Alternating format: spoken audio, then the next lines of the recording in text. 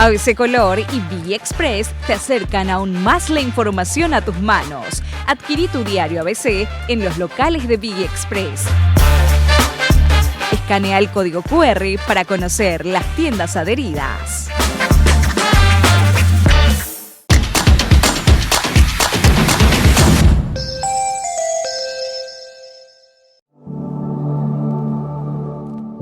En Punto Pharma cuidamos tu salud, tu belleza y además tu economía. Ahora Flow es para todos. Comepar, alimentamos el futuro de nuestro país. Cervepar, hecha por muchos, disfrutada por todos.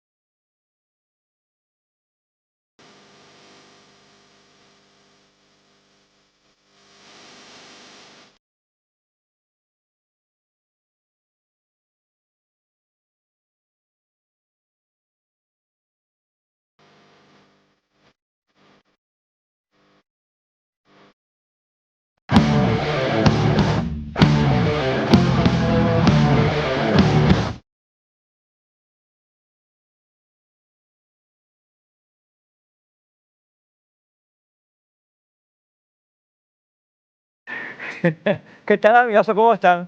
Me estoy riendo, estimado amigo, vino el diluvio universal. Vio Dios que la tierra estaba mala y eligió a un elegido que se ponga en una arca. Y eso es lo que está viniendo, estimado amigo. Realmente está lloviendo muy fuerte. La gente que tiene que salir con cuidado, amigos, porque ya hay raudales importantes. Intensa está la lluvia, acá sobre el centro por lo menos, y la tormenta, ¿verdad? Y que va a venir con el descenso de temperatura. Hace una hora literalmente se actualizó la página de meteorología, teníamos hace una hora 30 de sensación, yo creo que ya bajó muchísimo en este momento, y estas lluvias van a continuar mañana hasta mediodía aproximadamente, pero un grandísimo descenso de temperatura, estimados amigos. La mínima va a ser 19, la máxima va a ser 19 mañana. El sábado 15, el domingo sube la máxima, pero baja la mínima a 8. Y el lunes vuelve a subir, mira vos, hasta 6 grados la mínima, pero la máxima 18. El martes todavía también un día bien fresco, 28. Así que esta es la situación. Quiero reiterar, si pueden no salir, no salgan, porque está lloviendo muy, muy fuerte. Es más, quiero contarles que yo me mojé todo desde la rodilla para abajo. Estoy todo mojado, estoy en la pileta acá. Pero bueno, fíjense ustedes, lluvias con tormenta eléctrica moderada fuerte, ráfaga de viento muy fuerte, probabilidad de caída de granizo en forma puntual. Los departamentos afectados por esta alerta meteorológica: Asunción, suroeste de Concepción, San Pedro, Cordillera, Guairaca, Huazuca, Zapata, Púa, Misiones, Paraguay Central, Ñemucú, Presidente Ayubo, o sea, casi todo el país está afectado por esta tormentaza. Así que, bueno. Vos me avisás, Lucía, cuando estemos. ¿Puedo decir al aire tu información confidencial? Felicidades, Lucía querida.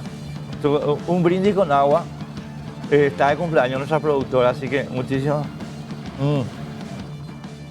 muchísimas felicidades a mi querida Lucía. Juan José Galeano, asesor de la Presidencia de la República. ¿Cómo te va, Juanjo? Buenas noches, Enrique. Un saludo para vos, para la audiencia y muy feliz cumpleaños para Lucía. Sí, Lucía es una campeona. Gracias, Juanjo, por atendernos. Gracias a que existe el Zoom, porque si no, no ibas a poder llegar, porque el diluvio es general. Bueno, Juan José, te estaba pensando molestando eso. por lo siguiente. El presidente, cuando nominó y confirmó el nombramiento de Ricardo Isaías Fretes como presidente del IPS, al menos según la declaración del propio Isaías ahí en Burro-Villaroga, le dio carta blanca para modificar lo que había que modificar. Y en esa misma ocasión, Ricardo le pidió a los consejeros que se vayan. Lamentablemente, uno solo de los consejeros aceptó el consejo y los demás siguen, Juanjo. ¿Qué le están atando de pies y manos a Ricardo en ese tema? ¿Cómo hacemos? A ver, Enrique, haciendo un poco de recapitulación, el doctor Fretes asumió hace poco más de 15 días. Está liderando sus primeras reuniones del Consejo y la verdad que se nota un dinamismo muy importante dentro de lo que es el funcionamiento del IPS. También esta semana empezó a hacer algunas designaciones en cuanto a jefatura de gabinete, a asesoría. Y si bien vos mencionaste que hubo una renuncia en el Consejo, también es importante mencionar que hace poco más de 2 meses aproximadamente se hizo un cambio en el Consejo, en la representación del Ministerio de Trabajo, donde había renunciado el doctor Carlos Pereira y asumió la consejera Bettina Alberti. Entonces, de un total de 5 consejeros, podemos decir que prácticamente hubo una renovación de 2, más obviamente el presidente, que es quien lidera, quien preside ese consejo de administración. Y además, otros cambios que se han realizado. No quiero dejar de mencionar el cambio que se hizo en la gerencia de logística y abastecimiento, donde con la designación de la nueva gerente, Cecilia Rodríguez, hubo un cambio de aproximadamente 60 personas dentro de la composición, dentro de la estructura de esa gerencia. Nosotros estamos trabajando para que el IPS pueda dar respuesta a los asegurados, y la indicación del señor presidente de la República, que nos ha mencionado en varias entrevistas el doctor Fretes, es hacer foco en la atención de salud. Hoy todos coincidimos que es por ahí la pata más débil del IPS, y queremos que en la brevedad posible el asegurado pueda sentir una diferencia. Claro, Juanjo, permíteme que voy a insistirte en algunos aspectos de esta cuestión particular del Consejo. Independientemente de que después, obviamente, te voy a plantear algún tema, digamos, más puntual, pero quiero ir primero a la cuestión del Consejo. Resulta que en las 2 reuniones, por lo menos de las que yo tengo noticia, ¿verdad? Puede ser que haya habido más, pido disculpas, pero en las 2 reuniones ya realizadas por el Consejo, a mí me quedó clarísimo, y esto se transmitió por disposición del propio doctor Fretes, que hay una animosidad notoria acerca de qué tipo de conductas autorizó el Consejo antes de él. Y lo dijo expresamente y dio muchos ejemplos muy concretos. Es más, en una de las ocasiones, en realidad, creo que los consejeros se quedaron azorados en público porque el presidente del IPS hizo preguntas muy pertinentes sobre compras que no fueron contestadas por los consejeros.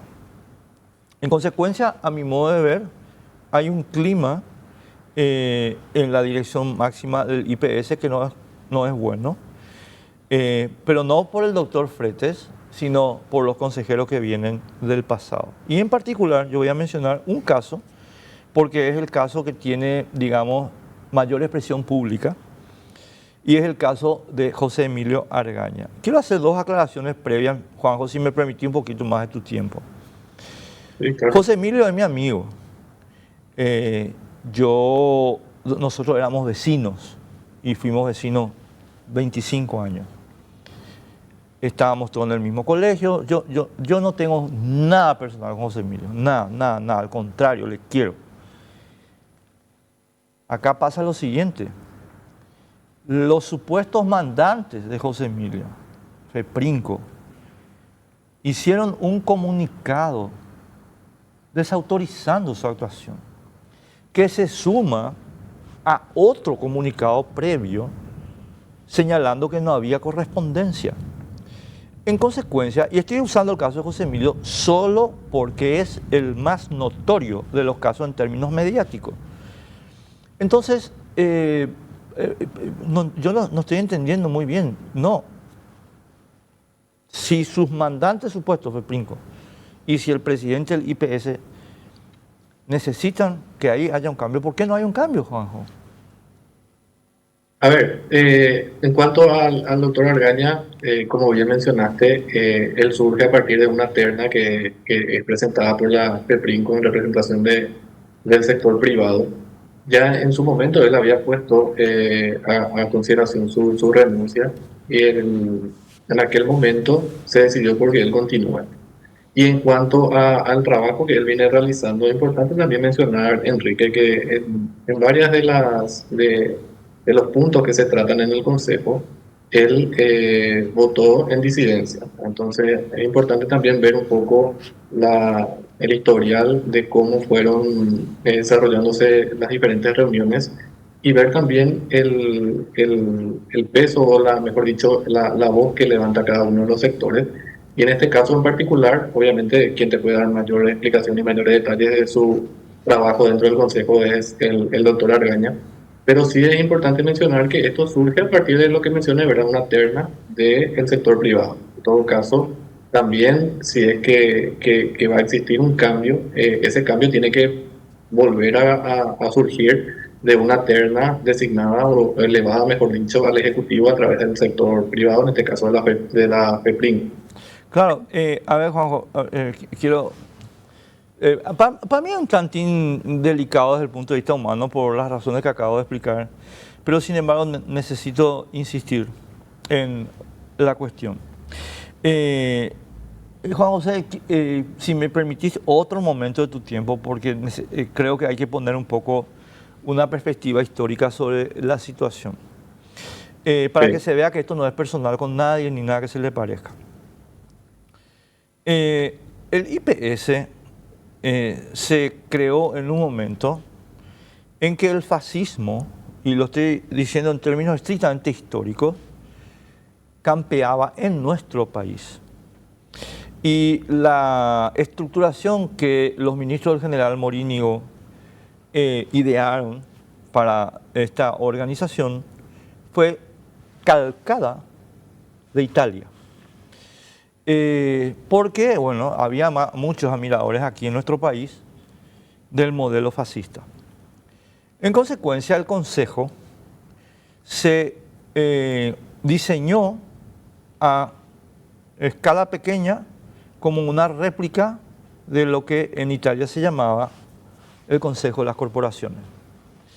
Entonces nosotros tenemos en el Consejo del IPS un representante de la corporación empresarial, de la corporación obrera, de la corporación no sé cuánto y ministeriales, jubilados, etc. Es decir, una representación corporativa. Eso por supuesto que está muy mal, porque es una réplica, una prolongación del modelo fascista. Sin embargo, ese modelo tenía un componente teórico, ¿verdad?, en Italia y en Paraguay, que justificaba su existencia, saber que los delegados de las corporaciones iban a ser eso, delegados de las corporaciones. Pero ahora nos encontramos en nuestro país, y no en este Consejo, desde el día cero de Morínigo, con que estos delegados no son delegados. En realidad son propuestos por las corporaciones, pero responsables ante el presidente de la República. En términos fácticos estoy hablando, Juanjo. En consecuencia, lo que tenemos nosotros es un IPS absolutamente secuestrado por todos los gobiernos, desde Morínigo hasta hoy. El IPS no es autogestionario, pero siempre hay tiempo de corregir la cosa. Y ahí es donde yo vengo y digo, espera un momento, vuelvo al tema de José Emilio, vuelvo a decir, solamente a título de ejemplo. Debería él ser vocero de sus mandantes, pero no lo es. ¿Y cómo sabemos que no lo es? Y por el último comunicado de FEPRINCO. El último comunicado de FEPRINCO dejan claro para todo el que lo leyó, que tenemos un problema de representatividad. Ahora, ¿puede FEPRINCO sacar a su representante? No puede. ¿Por qué? Porque en realidad no es su representante, es una fachada corporativa. Entonces, y termino con esto, Juanjo, perdón por la perorata, pero es que es muy importante, creo que, contextualizar la cosa para que se entienda. Si vamos a trabajar en un cambio verdadero en el IPS, según entiendo yo, bueno, lo primero que tiene que empezar a cambiar es que los representantes de las corporaciones sean eso, y no delegados del presidente. Y no estoy diciendo acá que el presidente metió pata, yo no voy a entrar en ese, ya sabes, yo no voy a entrar en ese jueguito. Lo que digo es que así funciona desde Morínigo hasta hoy. Y el resultado no es bueno. En consecuencia, ¿por qué no aprovechamos que se hizo el cambio de la presidencia para que la cosa empiece a funcionar como corresponde? ¿Verdad? Pregunto, es una pregunta. Sí, a ver, dos puntos al respecto. El primero es que, como mencioné al principio, la designación del representante de la FEPRINCO surge a partir de una propuesta, de una terna elevada por el mismo sector. Por otro lado, el segundo punto, desconozco si oficialmente ellos solicitaron la remoción o el cambio de su representado.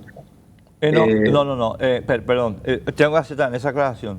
Sí. El comunicado es un comunicado crítico, es un comunicado descriptivo. Conozco el comunicado, creo que tiene muchos puntos, hace referencia en uno de ellos al funcionamiento del IPS. Recordarás, Enrique, que eso fue a principios del mes de abril, antes del cambio del presidente del IPS. Y hacía referencia justamente a una de las preocupaciones que nosotros tenemos, ¿verdad? Que es la cobertura que tiene hoy el IPS y si está llegando o no esa cobertura, especialmente en el área de salud, a quienes hoy están aportando, ¿verdad? Porque ellos mencionan de que si bien aportan de forma mensual al IPS, el gasto en salud o el gasto en bolsillo que realizan sus trabajadores sigue siendo alto. Entonces, eso es lo que mencionaba el comunicado al que hace referencia. Y como te dije, ¿verdad? Desconozco que exista una nota oficial donde ellos pidan el cambio del representante. Y más allá de eso, Enrique, todos los cargos siempre están a disposición del presidente, ¿verdad? Quienes estamos hoy en un cargo de conducción política, sabemos de que esto está al alcance de una firma de un decreto. Entonces, todos estamos diariamente siendo evaluados por el presidente de la República. Bueno, y ahí nos vamos a la segunda cuestión. Juan José, mira, lo que estás diciendo justamente me da la razón, ¿verdad? Y no estoy en una competencia para ver quién de los dos acá tiene razón, porque no estamos discutiendo en esos términos. Me da la razón en el sentido de que efectivamente todas estas personas que supuestamente son representantes, en realidad no lo son. Son, digamos, formales, delegados formales, pero que de última dependen del presidente de la República. En consecuencia... Sí, pero a consideración de cada sector. Lo mismo pasa con el representante de los sindicatos, con el representante de los jubilados. O sea, obviamente, al ser también sectores que son bastante heterogéneos, en el sentido de que hay mucha representatividad, hay sectores que están de acuerdo y otros sectores que no están de acuerdo con su representante, pero la designación dentro del Consejo de IPS previene de una terna donde cada sector eleva a consideración del presidente de la República los nombres. Perdón. Esto me lleva, tengo que hacer un pequeño desvío otra vez para la cuestión de la representación. El Estado corporativo de Mussolini trabaja sobre el concepto de las sociedades intermedias. FEPRINCO, por ejemplo, ¿verdad? O, como vos decís, la Asociación de Jubilados, los gremios de los trabajadores. Ahora, en nuestra Constitución, y voy a hablar de memoria, Juanjo, así que te pido disculpas si me equivoco el número, pero creo que es el artículo 119, pero por ahí anda. 119 por ahí. Sí, 119. O por ahí. Exige que las sociedades intermedias tengan procesos de elección de autoridades y representantes idénticos en todo y fiscalizados por los desarrollados por el TSJE para los partidos políticos. Y esto no ocurre. No ocurre, y voy a mencionar particularmente otro caso, pero es general. El caso de los gremios, de los sindicatos. ¿Qué sindicatos? Cuando uno mira los números, Juanjo, y yo sé que vos sabes esto mucho mejor que yo, pero para la gente que nos está escuchando, cuando uno mira los números, amigas, amigos, ustedes saben qué porcentaje de la población paraguaya está sindicalizado. Menos del 8%. ¿Y qué porcentaje de trabajadores está en el IPS? Y más del 35%. En consecuencia, con esos dos números nomás, ahí ya tenemos un desfasaje gigante entre representación, entre comillas, y realidad. Estas organizaciones que se arrogan la posibilidad de enviar ternas para ser representantes de los trabajadores no representan a nadie. Y peor todavía, no cumplen el requisito de la Constitución para la elección de esta persona. Por eso que tenemos estas peleitas, ¿verdad? Porque en realidad son cupulitas, una más cerca del gobierno que otra, o así, de no más de 15 personas cada cupulita, que manda su representación. Y por eso se enojan los otros y compañía, están todos peleados, porque aquí no hay ninguna votación mediante la cual se pueda decir que Juanjo es el representante de la clase trabajadora. No existe, es mentira. Ese es el tipo de problema que tenemos, Juanjo, que eso hay que sincerar, por eso no anda la cosa, porque cuando vos tenés una, ¿cómo llamarle? Una pequeña sociedad de todos endedados, en el sentido mileístico del término, de todos endedados, es obvio que va a pasar lo que el doctor Fretes dijo en las dos sesiones públicas, sobre compras, sin estudios, etcétera, etcétera. ¿Cómo no va a pasar si esto no representan a nadie? A nadie, no representan a nadie. Yo te diría que los que tienen más legitimidad representativa son los representantes de los ministerios, porque lo de los trabajadores es mentira, lo de los jubilados es mentira, lo de los empresarios es mentira, no sé quién más me falta. Y tenés el representante del Ministerio de Salud y la representante del Ministerio de Trabajo. Claro, pero eso yo le digo, bueno, son representantes del Poder Ejecutivo ya. Pero los otros, perdón, ¿quién les eligió? ¿Quién les eligió? Nadie les eligió, es mentira. Entonces, por supuesto que votan cualquier chorizo, mi querido Juanjo. Y si querés volvemos al tema de José Emilio, pues podemos hablar, vamos a quedarnos en lo de los obreros. Ahí no está representado ni un trabajador. ¿Qué es lo que te estoy reclamando en síntesis? Sáquenlo a todos y hagamos como tienen que ser las cosas. A ver, yo quiero insistir, Enrique, y mirando un poco la situación en la que está el IPS, ¿verdad? Del trabajo que se está realizando con el doctor Fretes y de la necesidad de también ser realistas en cuanto a el presupuesto que hoy se asigna al Fondo de Salud y la cobertura que ofrece el IPS. Hemos notado que en los últimos años ha crecido sustancialmente la inversión, o mejor dicho, los costos asociados a la cobertura de salud, y eso nos ha acompañado con un aumento significativo en el monto destinado a ese fondo. Nosotros durante este gobierno, Enrique, hicimos una reforma a finales de 2024, donde el porcentaje que anteriormente cobraba el IPS y que se distribuía entre CENEPA, SINAFOCAL y SNPP, va de forma gradual al fondo de salud. El 2,5 que anteriormente cobraba IPS y se distribuía, hoy se destina integralmente al fondo de salud de forma gradual, y también se redujo una parte del porcentaje que iba al fondo de administración. Anteriormente iba al 1,5 del 25,5, y eso se dejó en 1%.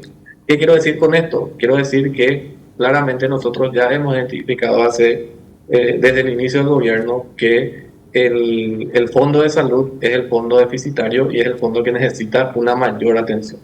En cuanto al fondo de jubilación, nosotros hemos trabajado también en una mejora en las inversiones durante este periodo, y según el último informe actuarial publicado por el IPS, hemos logrado extender el agotamiento de la reserva por un plazo de 6 años. Gracias a estas inversiones, gracias a las colocaciones que se hicieron durante los últimos años, logramos extender, y también con esta reforma que te menciono, que tuvo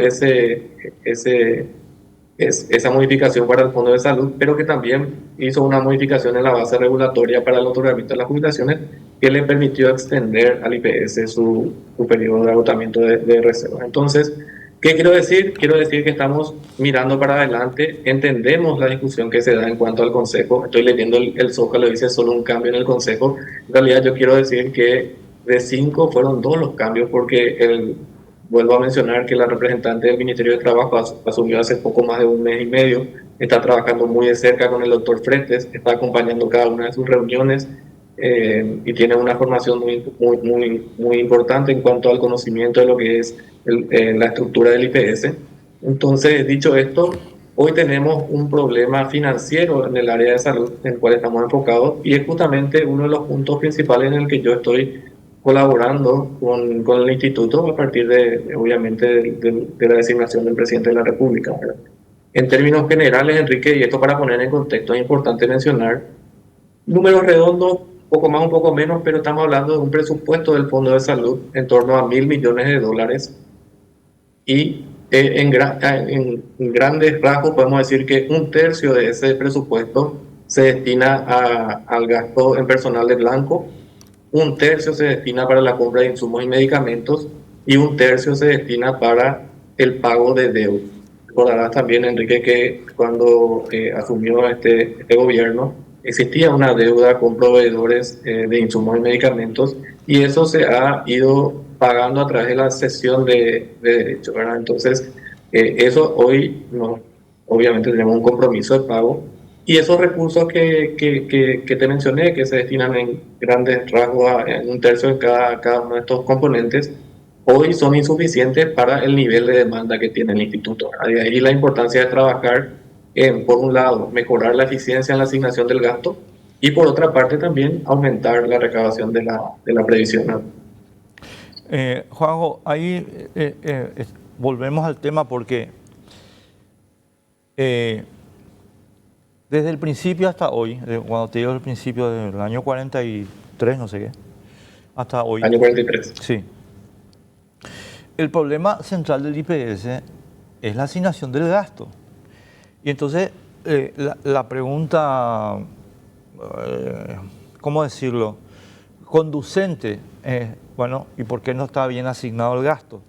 Mira, yo te pido disculpas, Juanjo, porque yo no estoy hablando tanto para vos como para que la gente que nos está escuchando, porque acá hay un esfuerzo, y tengo que decirlo, que te libero completamente de responsabilidad, para un esfuerzo de muchos actores involucrados de complicar la cosa, para que no se entienda la cosa. Y mi trabajo acá es mostrarles que son unos farsantes y unos mentirosos, y que la cosa es muy simple. Entonces de repente yo hago preguntas muy de preescolar, pero para que se vea que la cosa es muy simple. Así que te pido disculpas para entender el punto. Acá el punto. Sin problemas. ¿Y por qué se asignó mal el gasto? Y se asignó mal el gasto desde el 43 hasta ahora, Porque son unos corruptos, Juanjo. La razón principal por la cual el gasto está mal asignado en el IPS es porque tenemos un consejo no representativo.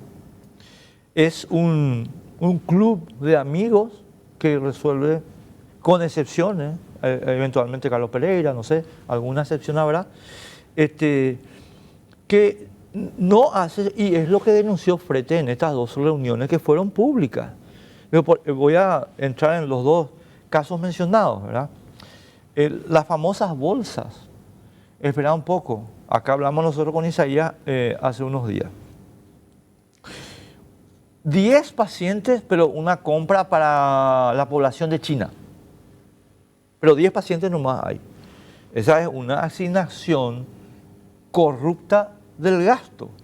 Y después tenés el tema de los ascensores, por ejemplo, ¿verdad? Esos son los 2 casos que se hablaron y que tuvieron repercusión mediática.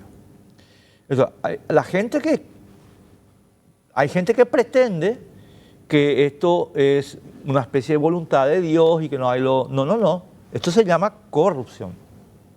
Y se llama colusión. Porque si esta gente tuviera efectivamente representatividad, sería bastante más difícil que hagan lo que han hecho durante todo este tiempo. Entonces, vos tenés ahora un problema y es que tenemos que alimentar este fondo de salud, indispensable. Yo estoy de acuerdo contigo, nada que discutir. Pero no vas a poder hacerlo si el problema estructural por el cual el gasto está mal asignado no se corrige. Es tan simple como eso.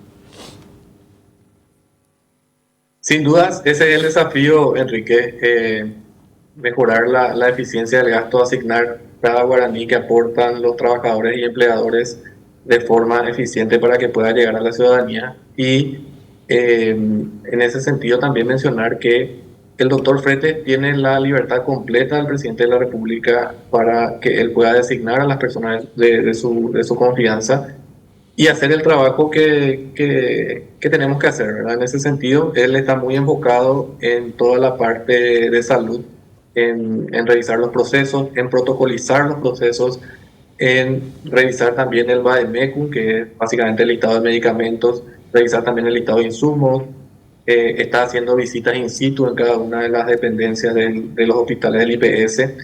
Y nosotros, en ese sentido, en la parte financiera, también hacer el esfuerzo de lograr espacios, generar espacios dentro de lo que es el Fondo de Salud, para que, por un lado, se pueda seguir cumpliendo, obviamente, con los gastos rígidos, que son los gastos asociados al personal de blanco y también a los compromisos financieros que tiene la previsional, pero también generar los espacios para reducir ese nivel crítico de desabastecimiento que tenía el IPS cuando asumió el doctor Frete, y también la parte de insumos, ¿verdad? Muchas veces hablamos de los medicamentos, pero también somos conscientes de que hay un faltante importante del listado de insumos que sin duda se requieren más recursos. Y ahí, Enrique, no hay mucho secreto, ¿verdad? Tenemos ya un presupuesto asignado.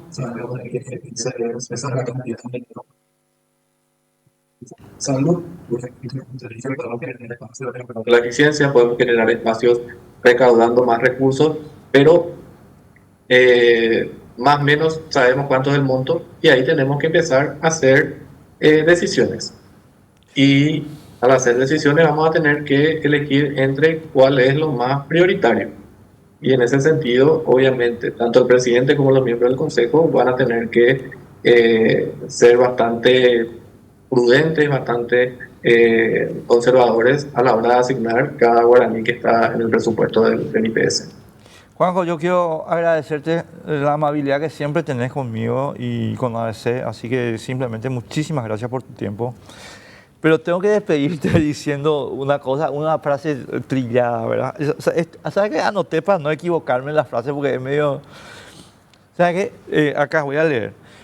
Vos no podés esperar que de las mismas causas surjan efectos diferentes. Las mismas causas producen siempre el mismo efecto. Y no es científico esperar que de las mismas causas surja algo distinto de lo que siempre sacaron esas causas. Entonces, esto que vos estás contando, que yo estoy seguro que ustedes están haciendo, Juanjo, se llama en ciencias políticas voluntarismo, porque pretende suplir con actos de voluntad una falencia estructural, que es cómo funciona el Consejo. Sí, sí, no, Enrique, porque ahí yo soy testigo de los cambios que se han dado en la gerencia de logística y abastecimiento.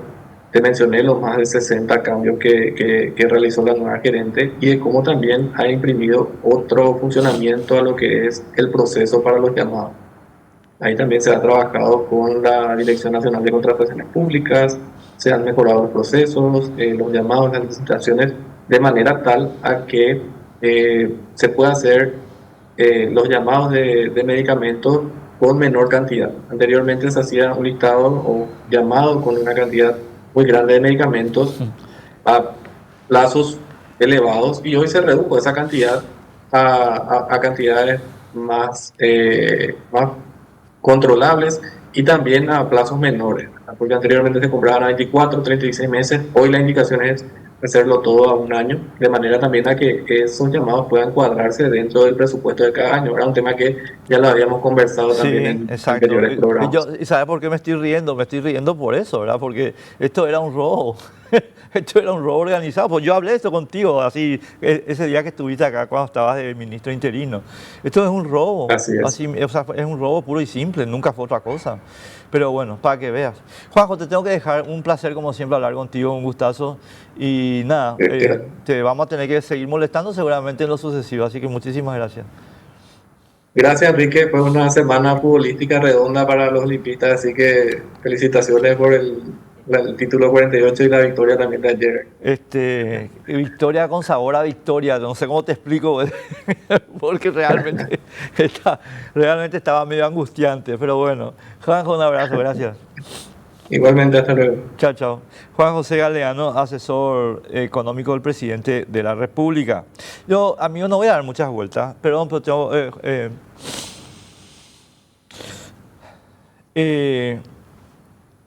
la gobernanza del IPS es la que está podrida, estimado amigo. Recording stopped. ¿Ah? ¿Qué pasó ahí? ¿Qué fue eso? ¿Qué fue? Ah, ¿qué fue? Un chino. Un chino fue. En chino fue, ¿verdad? Bueno. No, porque un chinito, no importa. Yo lo que quiero decir, estimado amigo, la gobernanza del IPS es la que está podrida. Y no voy a dar muchas vueltas. El poder corrompe.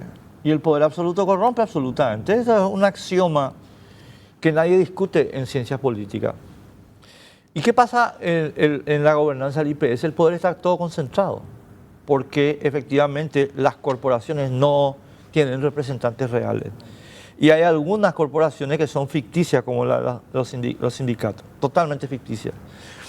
En consecuencia, esto no va, o sea, ahora hay un acto de voluntarismo de Ricardo Fretes, del gobierno, de decir, bueno, ahora vamos a empujar y qué sé yo, qué sé cuánto.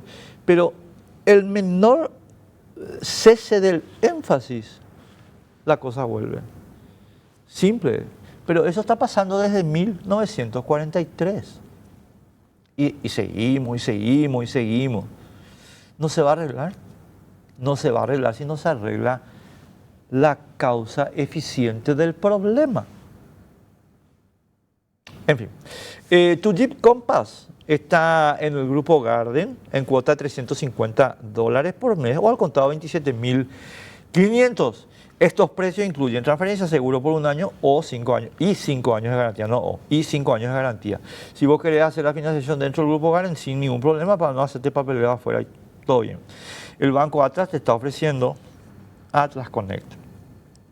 Esta es una plataforma de integración bancaria para empresas que opera desde tu sistema para que vos puedas consultar saldos, realizar pagos, transferencias en tiempo real sin complicaciones. Porque la idea del banco Atlas es ofrecerte mayor control y mayor eficacia. Así que para tenerlo simple y digital. Mega descuentos en Punto Pharma. Desde hoy hasta el sábado, ya sabes, de jueves a sábado siempre. Hasta 60% de descuento en productos seleccionados. Esto es válido en todos los canales de venta de Punto Pharma. 788 farmacias, la web, la app y por supuesto el delivery 6161 Comepar está proveyendo 200.000 almuerzos diarios a 650 instituciones educativas. Todos los días, 200.000. Esto da trabajo a 3.000 paraguayos en forma directa, 11.000 en forma indirecta.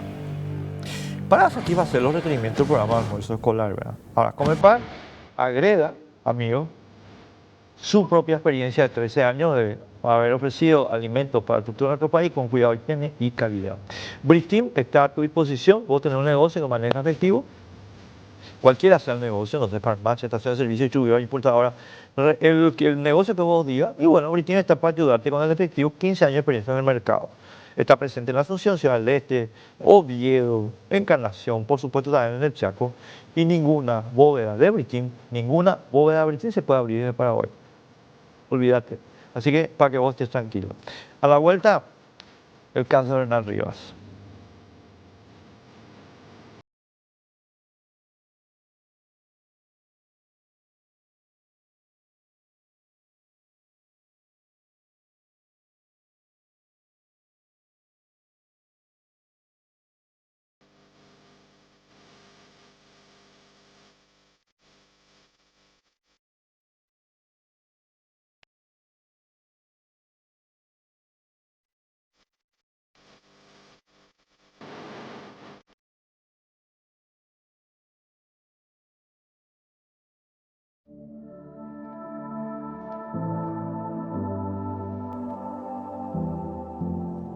El partido está por comenzar. Fruti, ¿cómo lo resolvemos? Fácil, naranja. Con Punto Pharma, que nos regala un estadio en casa con Impacto Muebles. Llega la mega promo de Punto Pharma que hará felices a mamá y papá. 10 superestadios en casa para alentar a Paraguay y 4 remodelaciones soñadas de la cocina y quincho con impacto. Por cada 30.000 te llevas un cupón. Pagando con QR débito Itaú en el poste bancario y comprando marcas aliadas, duplicas tus chances de ganar. Te amo. 61 000. Y tengo una pregunta. Si este no es el Partido Colorado, ¿dónde está? ¡Acá está el Partido Colorado!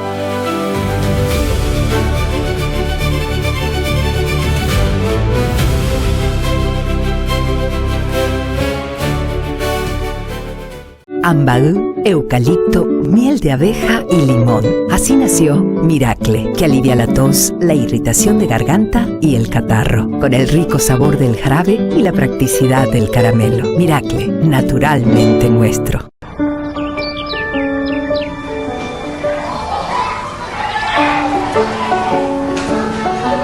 ¡Mati! ¡Don Silvio!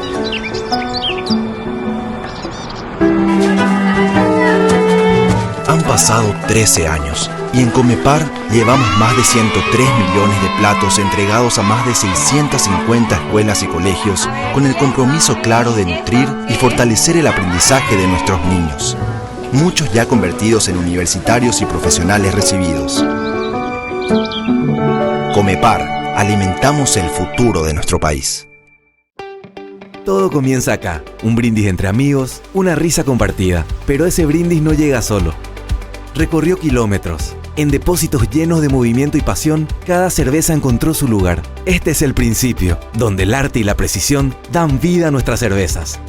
Y aún antes, donde los ingredientes se combinan. Todo nos lleva de vuelta al brindis inicial, que celebra la pasión de tantos. Cervepar, hecha por muchos, disfrutada por todos. Nosotros ya administramos la municipalidad y lo hicimos bien. Y ahora no venimos a prometer, venimos a trabajar, a hacer más y mejor. Ordenamos la ciudad, hicimos muchas obras y trabajamos con transparencia. Eso no se dice, se ve. Hoy Asunción necesita volver a avanzar. Estoy listo para hacerlo de nuevo contigo.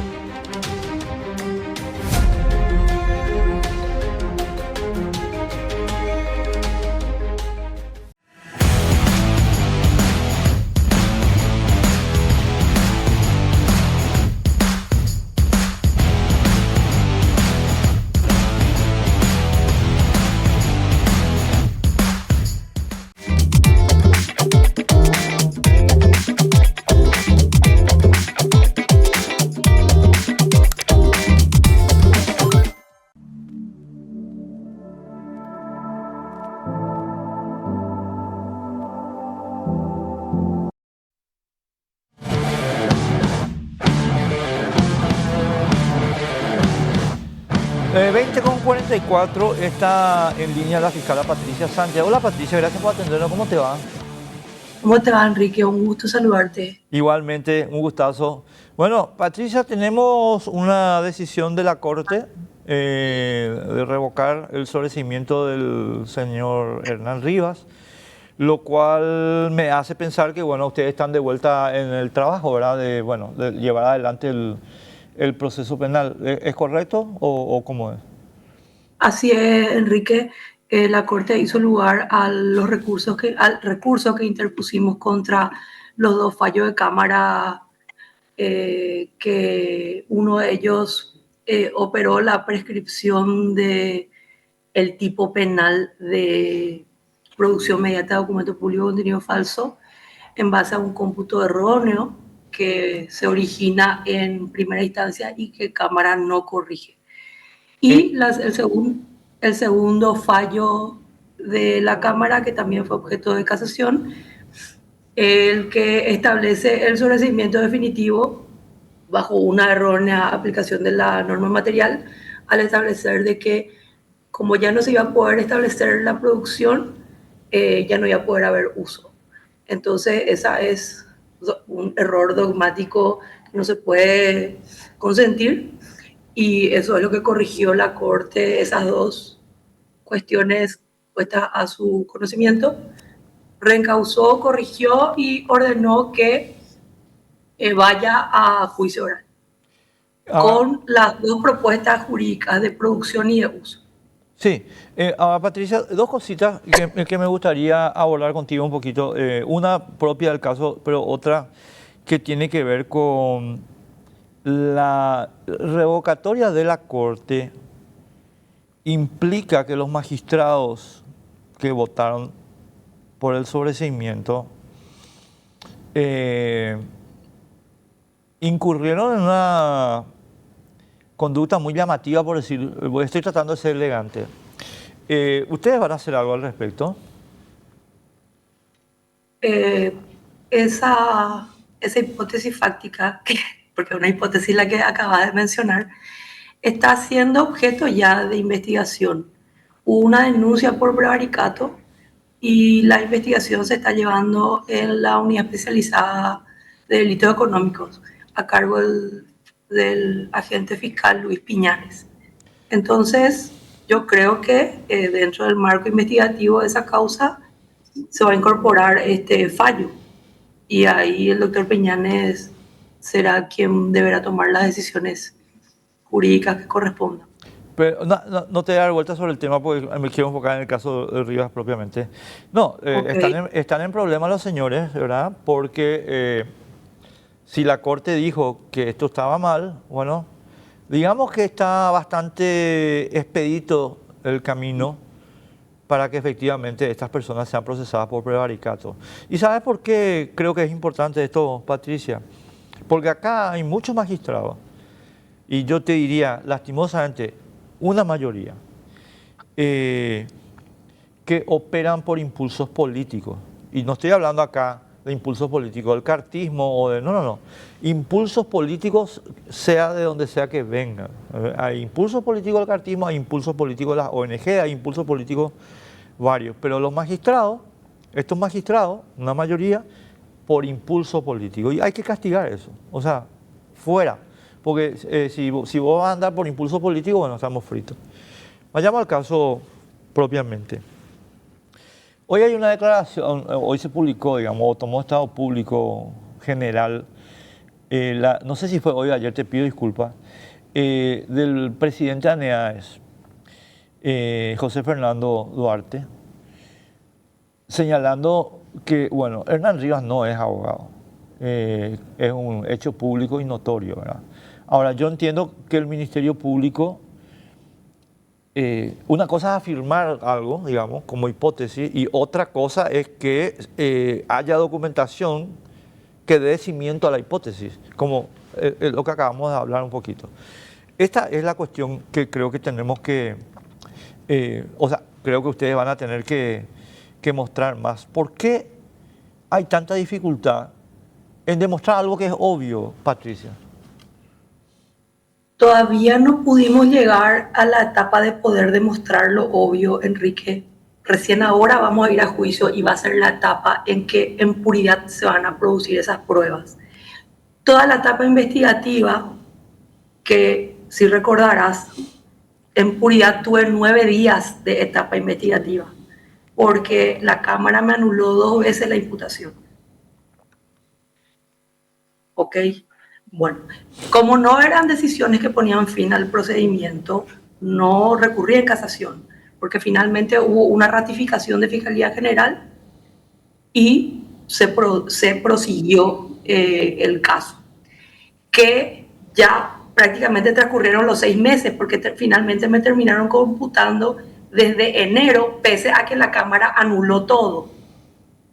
Yo había pedido yo había repuesto con apelación en subsidio, pero después decir que no se iba a resolver en tiempo y iba a quedar yo como quien no cumplió un plazo y no quería arriesgarme a un trámite de oposición por no presentar escrito conclusivo, porque yo nunca tuve firme esa fecha hasta 9 días antes.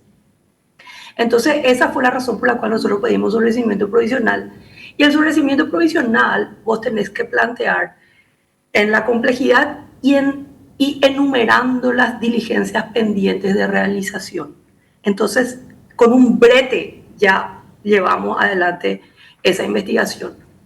Pese a esa dificultad, reunimos los elementos y es lo que nos lleva a plantear la acusación, que como vengo explicando no es otra cosa que una promesa probatoria al órgano jurisdiccional de que el Ministerio Público está en condiciones de probar esto. Eso es lo que, y en la audiencia preliminar, lo que se analiza es que los hechos estén bien detallados y de manera completa, y que las pruebas que son ofrecidas para probar esos hechos son útiles, conducentes, pertinentes y legales en su origen. Entonces, eso es lo que se estudia en preliminar. Finalmente, en la preliminar se eleva la causa, pero solo por el uso, porque me prescribe la producción. Entonces ahí lo que me cercenaba era una posibilidad de concurso de tipos penales y por consiguiente elevar la pretensión punitiva. Pero entonces, aparte de que era una, como te expliqué y ahora la Corte nos dio la razón, era una prescripción mal concedida porque se toma como cómputo de prescripción un documento que es elemento de prueba, no es objeto de acusación. El objeto de acusación son los documentos públicos, resolución del Senado, resolución de diputados, la matrícula. Esos son los documentos públicos producidos y usados a la vez, porque es un pragma fáctico que vulnera 2 tipos penales, producción y uso. Entonces, al prescribirme el uso de manera errónea, no se puede consentir un error jurídico. Entonces ahí es que nosotros nos vamos a la Cámara para que se corrija esa prescripción mal concedida en primera instancia. Y en un primer fallo, por unanimidad, se rechaza nuestro recurso. Con relación al segundo fallo que dictó la Cámara, fue en estudio del recurso de la defensa, porque la defensa recurrió un incidente de sobreseimiento definitivo que planteó en primera instancia, que fue en base a que al no poder probar la producción ya no puede haber uso. Como no se probó producción previa, no puede haber uso. O sea, esa es una lógica naturalística, ¿verdad? Pero en dogmática penal son delitos penales autónomos porque protegen bienes jurídicos distintos. No hay una prejudicialidad establecida en la norma. Entonces, tampoco ese rechazo correcto que hizo el juez penal de garantías fue objeto de recurso por parte de la defensa, y ahí es que ese recurso es que se dicta la segunda resolución de Cámara, que termina sobreseyéndole. Entonces, era una situación compleja que se presentaba recursivamente hablando. Entonces, optamos por el recurso de casación, por un solo recurso de casación para los 2 las dos resoluciones, porque es habitual, Enrique, porque yo ya he tenido casos con múltiples imputados, con múltiples defensas. Cada defensa articula su recurso, pero la Cámara resuelve todo en una sola resolución.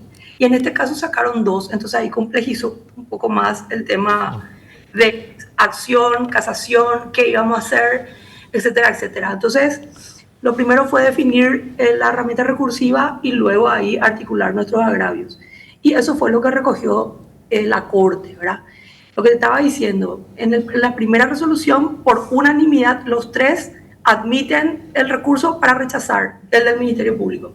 Pero en el segundo fallo, hay un voto de disidencia que dice que el auto de apertura a juicio es irrecurrible. Y convengamos que el Ministerio Público también recurrió el mismo auto de apertura y para uno sí fue admisible y para el otro no fue admisible. Claro, pero Patricia, perdón que te interrumpa, pero, primero porque te tengo que dejar porque ya me están echando acá. Pero lo segundo es que ese pues es el problema. Y perdón, yo lo quiero mencionar solo, te convoco para seguir hablando de este tema porque nos quedamos cortos, por favor. No te digo que sea mañana, pero eventualmente la semana que viene podemos volver a conversar con un poco más de tiempo. Yo lo que quiero señalar es lo siguiente. Esto pues es insólito, Patricia, en el tema. Por eso yo insisto un poquito en la idea del prevaricato, porque el texto de la ley es el texto de la ley, punto. En consecuencia no puede venir un magistrado a decir que la ley dice lo que no dice. Así que nada, tengo que decir nomás que la Corte hizo lo correcto, ¿verdad? Pero bueno, te tengo que dejar, nos quedamos cortísimos. Solamente agradecerte la gentileza del tiempo y muchísimas gracias por los datos que nos estás brindando. ¿Podemos contar contigo la semana? ¿Podemos contar contigo la semana que viene? Coordinemos y no hay ningún problema. Dale. Abrazo. Gracias. Patricia. Estimada amiga y amigos,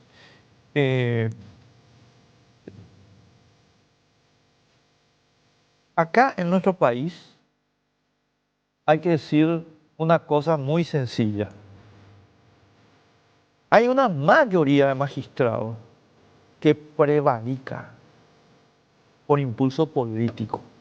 Esos se tienen que ir. Ahora yo quiero ver qué van a decir con esta sentencia de la Corte. Veamos, ¿verdad? En el caso de Hernán Rivas.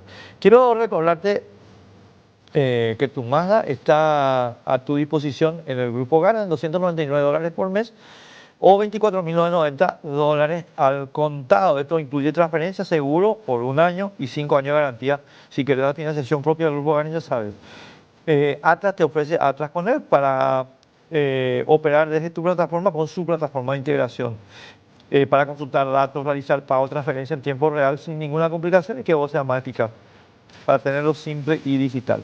Por cada 30.000 guaraníes de compra en Punto Parma, está generando cupones para la mega promo de 300 millones del Mundial. Así que imagínate el premiazo.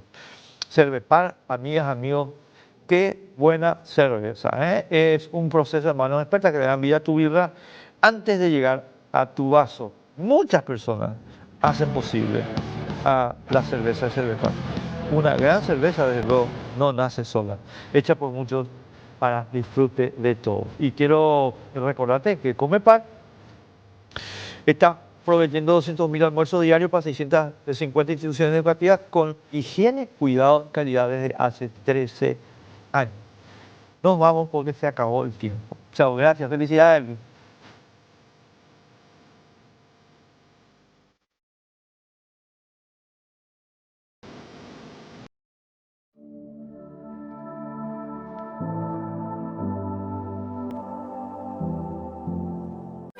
Arranca el baile de los descuentos. Ahí está el 5%, le sigue el 10%, el 15% que no se queda atrás. También llegó el 20%. Aparentemente están todos. Esperen, ¿qué?